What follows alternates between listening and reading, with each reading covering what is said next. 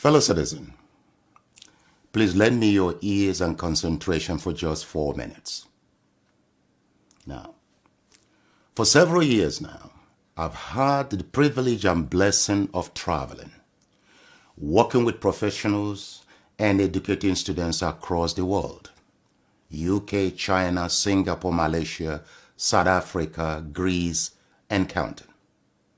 However, ever so often, I engage in soul-searching thoughts on Africa, Nigeria, our homeland, and the black race in general.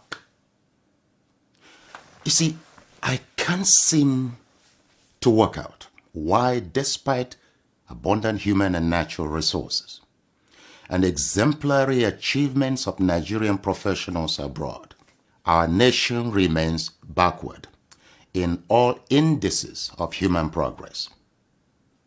Look, recently, a 1988 statement by William Botha of the apartheid South Africa challenged me to tears.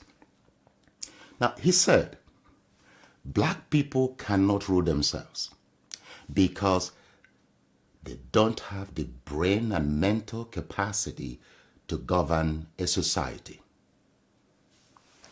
You give them guns, they'll kill themselves. Give them power, they will loot the treasury. Give them independence and democracy, they will use it to promote tribalism, ethnicity, bigotry, hatred, killings, and wars. Now, fellow citizen, let me challenge you. Have you, your leaders or government, proved this racist South African wrong since the statement in 1988? Think about that. You see, we are the only race that is ready and willing to sacrifice meritocracy, national development and progress, to favor protection of tribal and religious loyalty, despite the recycling consequences before us since independence. Take a look at the literacy rate of Nigeria. At 62% national average for adults in general, and 65.1% for young adults of 15 to 24.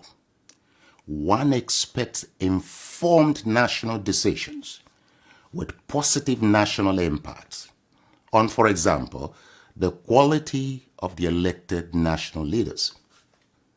Not really in our case. We are not moved by the economic and security realities and human suffering in our nation. We are not moved by the quality of our leaders or how and why the black man is being ridiculed worldwide, providing our tribe, political party, or religion controls political power. That's shameful. Even our highly educated professionals and media outlets, North and South, keep a blind eye to the realities of the Nigerian state for tribal, religious, and personal enrichment considerations. Yet, we wonder why our nation remains the poverty capital of the world. Yet, we wonder why the black race is increasingly undervalued and humiliated across the world. Who did this to us? Who did this to us? Do you ever ask this question? COVID-19 has exposed the state of our nation and the cumulative impact of the quality of our leadership over several years. Our leaders are repeating the errors of 500 years ago when our kings and military aristocrats sold our people into slavery for mirrors and gunpowder. They failed to realize that by that decision, they had confined future generations into perpetual slavery, exploitation, and abuse. Today, foreign powers are acquiring hectares of land outright across Nigeria and Africa for the next phase of our slavery or colonization.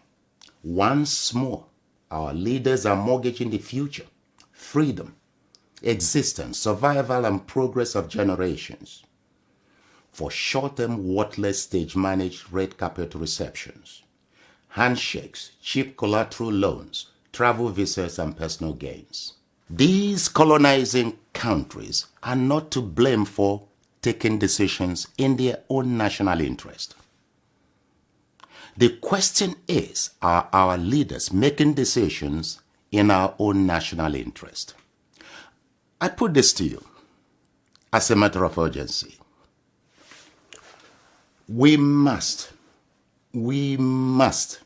identify, develop, and embrace a new breed of competent and patriotic leaders who desire to see our nation and Africa free, help Africans develop confidence in themselves, their future, their culture, their food, dress codes, and the way they walk and talk, and to take full control of their natural resources and national borders. Please join me to awake the conscience of Nigerians and Africans in general before too late. Share this video as a duty to your race, your country, and your continent. Our lives, our future, our survival depend on our collective actions today. This video is not about me. It is about us and our future. I'm playing my part. I hope you play yours. Thank you and God bless.